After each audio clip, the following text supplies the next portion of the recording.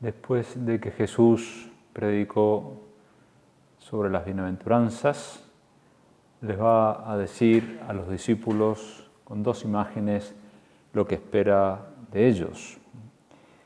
Y lo dice también, si seguimos el relato de San Mateo, de la siguiente manera: ustedes son la sal de la tierra, ustedes son la luz del mundo. Profundizando en lo de la luz, les dice: no puede ocultarse una ciudad situada en lo alto de un monte, ni se enciende una luz para ponerla debajo de un celemín, sino sobre un candelero, para que alumbre a todos los de la casa. Alumbre así su luz ante los hombres, para que vean sus buenas obras y glorifiquen a su Padre que está en los cielos. Jesús que quiere que el cristiano influya en el mundo para mejorarlo, para vivificarlo, pero le da esa misión y necesita que precisamente el cristiano participe de lo que veíamos en nuestro anterior rato de oración. Necesitamos ser los cristianos humildes, mansos, pobres, misericordiosos, y así vamos a poder realmente cumplir en este mundo con esas imágenes de Jesucristo, ser sal.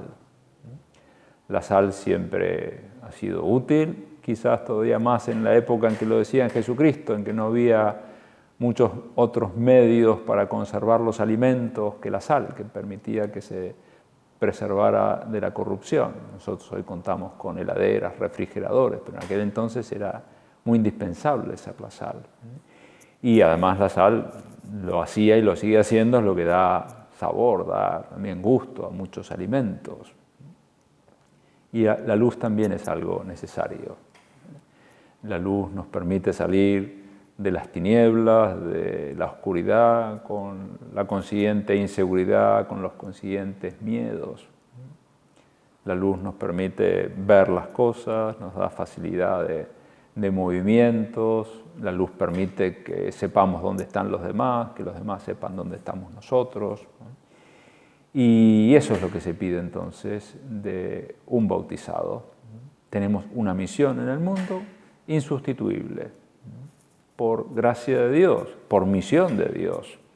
Somos siervos inútiles, pero llamados a llevar el mensaje de Cristo a otras personas, con la expresión que se reza en esa oración para la devoción privada a San José María, el fundador del Opus Dei. Se le pide a Dios: haz que yo sepa iluminar los caminos de la tierra con la luminaria de la fe y del amor. Eso es lo que tenemos que acercar a nuestro mundo, la fe y el amor. Recuerdo, siendo chico, con 15 años, tuve la suerte de estar en una tertulia con San José María, con gente joven. Y en esa tertulia sacó un papelito de su sotana y lo leyó. Y nos decía lo que había escrito: el mundo necesita gente que le diga la verdad. A mí fueron palabras que realmente me impactaron, me ayudaron también a decidir mi vocación. El mundo necesita puntos de referencia, sal y luz, y eso somos todos los cristianos, cada uno según su vocación más específica, dentro de esa gran vocación a la santidad y al apostolado.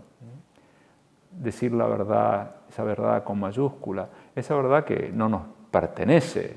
Nosotros reflejamos, si acaso, una luz.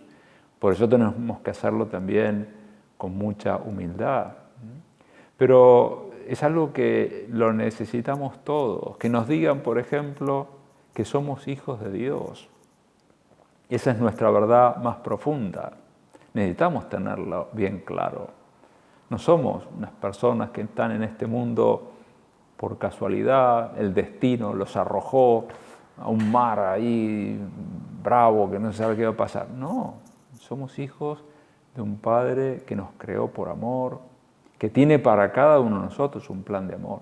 Y eso que para nosotros por ahí, o para algunos es muy conocido y muy incorporado a su vida, mucha gente necesita saberlo o que se lo recordemos en momentos determinados, como lo necesitamos nosotros también, que nos recuerden en un momento de mayor turbación. Bueno, pero sos hijo de Dios, no te intranquilices, pensá que tu Padre Dios te va a ayudar. Necesitamos enseñar a este mundo que Dios es un ser personal que quiere entrar en relación con nosotros, que está dispuesto a escucharnos constantemente. No tenemos que pedirle audiencia y esperar no sé cuánto tiempo. No, Dios levanta el teléfono inmediatamente, está dispuesto a tener una oración personal con nosotros. Dios es alguien que nos asiste con su gracia. Basta pensar que nos ha dejado la Biblia, nos ha dejado los Evangelios, parte de la Biblia, pero ahí tenemos recogida toda la enseñanza que Jesús ha considerado necesaria para la salvación, junto con lo que está en el resto del Nuevo Testamento también. Pero tenemos que agradecer y tenemos que dar a conocer también esos tesoros encerrados en el Evangelio. O que Dios nos asiste también a través de los sacramentos que ha dejado a su Iglesia, que todos lo necesitamos. Necesitamos el pan de vida, el pan para la vida, la Eucaristía, con las debidas disposiciones, no cabe duda. Pero sí, necesitamos, es un regalo que nos ha hecho Dios. ¿Y cómo cambia nuestra vida cuando nos alimentamos frecuentemente con ese pan de vida? Y eso es parte de esa misión que tenemos de ser luz y de ser sal. Ayudar a la gente a que no se lo pierdan, que lo sepan, descubrir. Lo mismo es ayuda que nunca terminaremos de agradecer lo suficientemente, que es el sacramento de la confesión. Necesitamos pedir perdón y necesitamos escuchar por boca del ministro, que es Dios, que nos está hablando en ese momento, que nos dice, y yo te absuelvo de tus pecados, vete en paz. Eso es un regalo que nos hace Dios y que no es solamente para nosotros, como sal y luz del mundo tenemos que comunicarlo a otras personas. Esa es nuestra misión, leámoslo de vuelta para que la tengamos así bien clara. Ustedes son la sal de la tierra, ustedes son la sal del mundo. Alumbre así su luz ante los hombres, para que vean sus buenas obras y glorifiquen a su Padre que está en los cielos. Y el peligro, te diría, ante esta misión que tenemos, es lo que podemos llamar el aburguesamiento, la tibieza, lo que Jesús dice en esta misma oportunidad cuando dice, pero si la sal se vuelve sosa, ¿con qué se salará? No vale más que para tirarla fuera y que la pisotee la gente. Un cristiano mediocre, un cristiano que haya perdido su vibración, es un sinsentido. ¿Para qué sirve, dice el Señor, la sal cuando se desvirtúa, cuando pierde su sabor? Para tirarla fuera y que la pisotee la gente.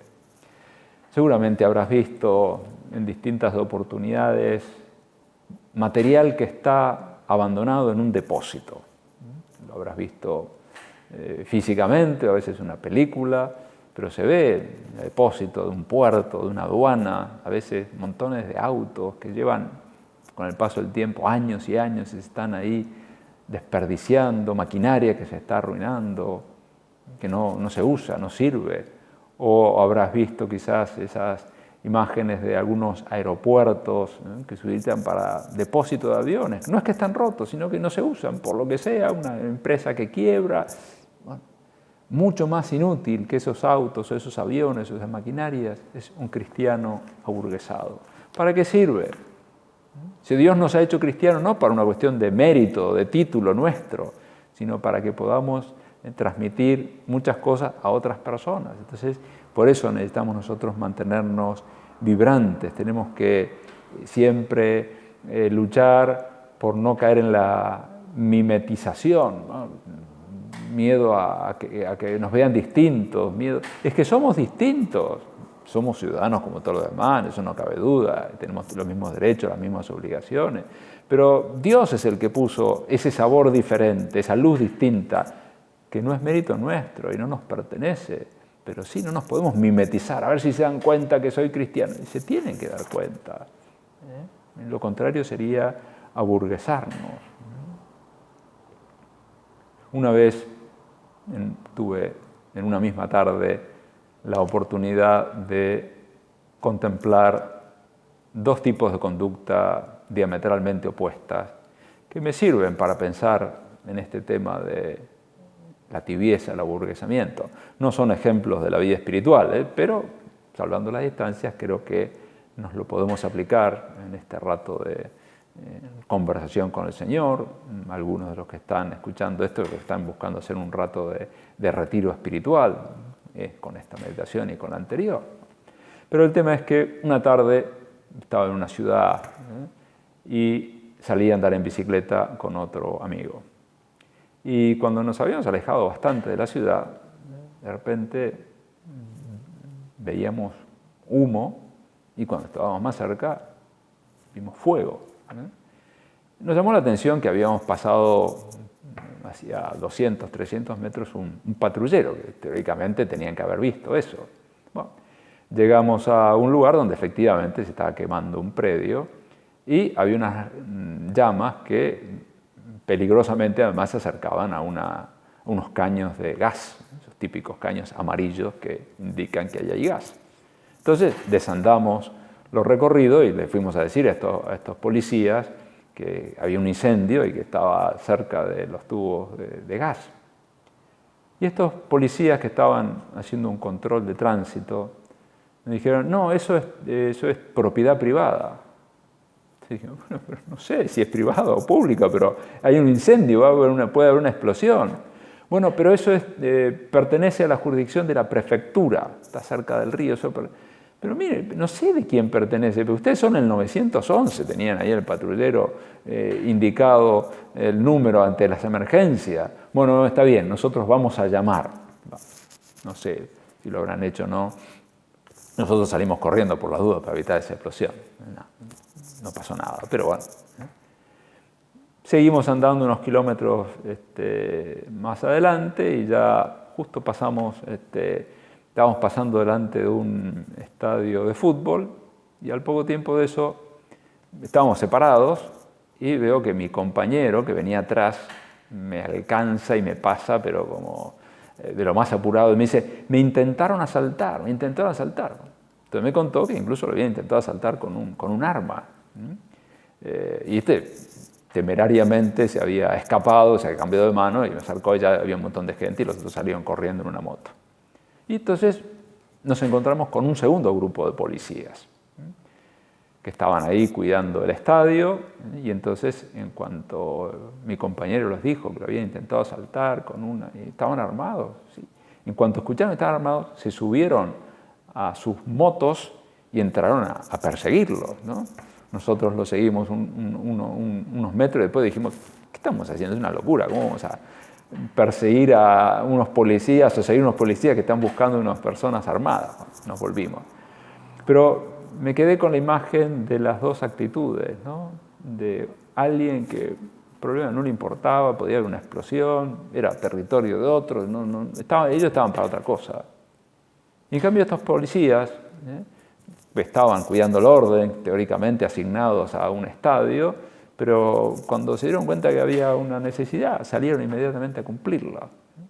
Es cierto que estos segundos policías eran jóvenes y los otros estaban entrados en años y salidos en panza también. Estaban esta gente un poquito ya como aburguesada. Pero el tema no es cuestión de edad. No, yo cuando era joven sí hacía las cosas, ahora no, es una cuestión de edad mental o de edad del corazón. Sobre todo es cuestión de interés, de cariño, de dedicación a lo que tenemos que hacer.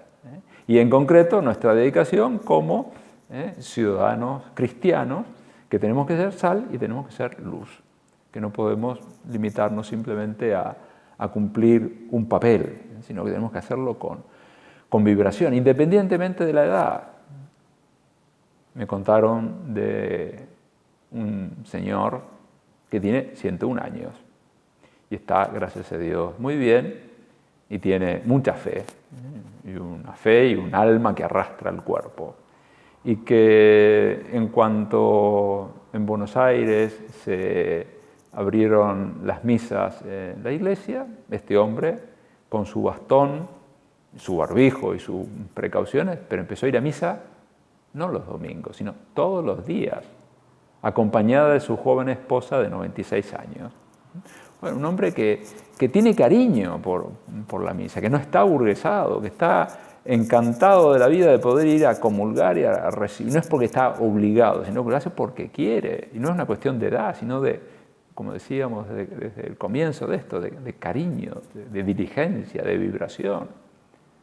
Por cierto, este mismo señor, espero que no me esté escuchando porque no quiero herir su modestia, pero hace unos años, pero cuando él todavía tenía más de 90 años, ya tenía más de 90 años, mejor dicho, por X circunstancias tuvo que ir a otra ciudad y ahí le preguntó a un conocido, que tenía ganas de ir a hacer una visita a la Eucaristía en una iglesia, donde quedaba la iglesia más cercana, y quedaba a 3 cuadras, se ofreció a llevarlo y dijo, no, voy yo.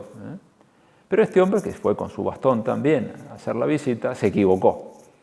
Y en vez de hacer 3 cuadras de ida y 3 cuadras de vuelta, terminó haciendo ida y vuelta más de 20 cuadras. Después, cuando aquel a quien le había preguntado dónde estaba la iglesia se enteró de eso, quedó tan removido del amor a la Eucaristía que mostraba ese señor, que tenía limitaciones de movimiento y tenía tanta edad, que decidió entregarse a Dios. Le removió, lo contaba con toda sencillez. Sí, fue el ejemplo de fulano de tal. Eso fue lo que a mí me decidió a tomarme más en serio mi cristianismo. Bueno, Dios quiera que nosotros nos tomemos siempre en serio esa misión que nos da el Señor de ser sal y de luz. Señor, ayúdanos. Sin tu ayuda no podemos. Sin tu ayuda nos cansamos, nos vamos apagando. Al principio puede ser que tengamos entusiasmo, el entusiasmo de la juventud, el entusiasmo de la novedad. Ojalá aquellos policías que estuvieron tan ágiles y diligentes aquella tarde no hayan perdido, no se hayan aburguesado y se hayan convertido en funcionarios que están ahí para el cumplimiento, ¿no? Bueno, pero nosotros no podemos ser cristianos de cumplimiento, de cumplimiento. Tenemos que ser personas vibrantes, diligentes, sin hacer cosas raras, cada uno según sus posibilidades, porque habrá personas que están escuchando esta meditación que están en una silla de ruedas, entonces no se trata de ponerse corriendo o imitar a otros haciendo cosas, no, cada uno hará lo que Dios le pida, pero siempre con cariño. ¿Y cómo hacer para mantener esta misión de sal y luz? ¿Cómo hacer para mantener ese sabor, esa energía, esa vibración? En primer lugar, con oración personal. Una oración que nos lleve a hablar con Dios de tú a tú, de corazón a corazón. Que no sea simplemente tranquilizar nuestra conciencia, sino el deseo de hablar con Dios. Eso es lo que realmente nos pone vibrantes. En cambio, si cayésemos en la rutina o ahorrásemos en la oración, en el sentido de le quitamos tiempo a la oración para otras cosas, eso termina mal. No sé si como el cuento del campesino y el burro, pero termina mal. Era un campesino no solamente medio amarrete, sino que además un poquito bruto, el pobre hombre. Y entonces tenía ganas de ahorrar. Entonces pensó en ahorrar en la comida que le daba al burro. Y entonces dijo, bueno, a ver, que coma 6 días en vez de 7 días. Entonces, lo hacía trabajar todos los días, pero un día no comía. Y como el burro siguió trabajando igual, dice, bueno, esta semana que no coma 2 días. Y entonces también le ahorró un poco más de la ración. Y se atrevió, y una tercera semana hizo que el burro comiera día por medio, con lo cual comió 3 días nada más. Y a la semana siguiente se murió el burro. ¿Y qué dijo el campesino? Justo ahora que se estaba acostumbrando. Bueno, evidentemente nosotros no podemos ahorrar de esa manera con la oración, porque se nos va a morir el alma. Nos vamos a apagar, vamos a hacer esa sal que nos sirve más que para tirada afuera y que es pisoteada por la gente. No digo que nos desprecien, pero más o menos. Un cristiano tiene que ser alguien útil en este sentido, no de la utilidad pragmática, pero sí de que está por la comunión de los santos aportando a los demás santidad, vibración. Entonces, lo primero que tenemos que hacer es cuidar nuestra oración personal. Y después te diría, cuidar los detalles pequeños, poner amor en las cosas pequeñas. Quizás en primer lugar en relación con los demás podemos pensar. Una persona que, no sé, como tantos marido y mujer que han tomado ese consejo del Papa Francisco de no irse a dormir sin reconciliarse antes. Si por lo que sea ese día han tenido un chisporroteo, una mala conversación, bueno, pero no irse a dormir sin haberse reconciliado. No hacer cosas que molesten a los demás, algo pequeñito. Yo no le pego, yo no le insulto. Sí, pero hay muchas otras cosas pequeñas que ayudan a mantener el tono de caridad, el tono de vibración. No hacer cosas que molesten a los demás, no sé, desde ruidos, uno puede hacer cuando una persona está rezando o está durmiendo o está concentrada, no molestarle necesariamente, no sé, evitar los comentarios negativos. Una persona que no se cuidase, no tuviese filtro de lo que dice, bueno, por ahí habla cualquier cosa y puede poner como una nubecita negra de desaliento, de pesimismo, porque no supo buscar el momento adecuado de contar algo o algo que no interesaba, no sumaba a la conversación, sino que, bueno, ahí está cuidar las cosas pequeñas en relación con los demás. Por supuesto, cuidar las cosas pequeñas en relación con Dios. Sí. Llegar con puntualidad a la Santa Misa. Que Dios no nos tenga que esperar, sino que bueno, uno va a misa y llega un ratito antes, trata de prepararse, de tomar conciencia de qué es lo que va a hacer, en qué va a participar y se sienta, respira hondo, o se sienta si se puede sentar, pero bueno, si se concentra en lo que va a hacer. O lo mismo la constancia y la atención en la lectura diaria de los santos evangelios. ¿Cuánto bien hace 1 minuto, 2 minutos, 3 minutos, pero de una lectura reposada, meditada, consciente, para que nos dejemos plasmar por esa palabra que acabamos de leer, que influya realmente en nuestro corazón, en nuestra afectividad, en nuestra agenda, lo que vamos a hacer ese día? Eso nos ayuda, eso nos mantiene la vibración, el alimento espiritual. No solo de pan vive el hombre, sino de toda palabra que sale de la boca de Dios. Y entonces necesitamos esa constancia en la lectura del Evangelio y también de algunos libros espirituales. Tenemos que ser sal, tenemos que ser luz. Y bueno, nadie da lo que no tiene, entonces tenemos que nosotros aprovisionarnos de buena doctrina. Y por eso también, uniéndolo a la formación, un último punto que se me ocurría que puede servirnos para también mantener siempre nuestra vibración y nuestra condición de sal y de luz, es la sinceridad y la docilidad en la dirección espiritual, hecha con frecuencia, evidentemente, porque si uno solamente hablase con quien lo dirige espiritualmente cada 3 meses, bueno, sería una lucha cansina, una lucha mortecina. Entonces, con una frecuencia, no sé, semanal, quincenal, mensual, lo que uno vea, pero una cosa que realmente le ayude, le sirva. Y con sinceridad y docilidad. Uno va, una de las cosas más absurdas sería ir a una dirección espiritual a tratar de quedar bien. Es absurdo. Nosotros no vamos a quedar bien, a hacer ninguna buena figura ante nadie. Nosotros vamos a que nos ayuden. Entonces decimos lo que necesitamos, abrimos el alma de nuestras luchas, que a veces serán victorias, otras veces serán derrotas, pero así nos alientan, rezan por nosotros y Dios se sirve de ese acto de prudencia y de humildad, de pedir consejo, para darnos también su gracia.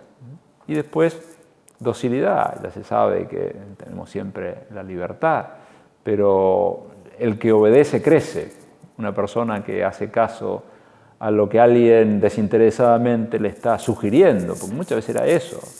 El término dirección espiritual suena muy fuerte, como si nos dirigieran en el sentido que suplantan nuestra voluntad. No va por ahí, pero sí nos sugieren temas para rezar, temas para examinarnos, temas para proponernos en nuestra lucha. Entonces, si hay docilidad a esos consejos, claro que crecemos. Vamos a terminar estos ratos de oración encomendándonos a la Virgen. Ella, que no tuvo nada de tibieza, al contrario, la tibieza es una enfermedad del amor, es un enfriamiento en el amor. La Virgen siempre estuvo enamorada de Dios, constantemente pendiente de Él, y por estar pendiente de Dios estaba pendiente de los demás. Y por eso llevaba alegría y paz a donde iba. Pidámosle a ella entonces que nos ayude a estar siempre vibrantes para que seamos esa sal de la tierra y esa luz del mundo que Dios quiere que cada uno de nosotros seamos.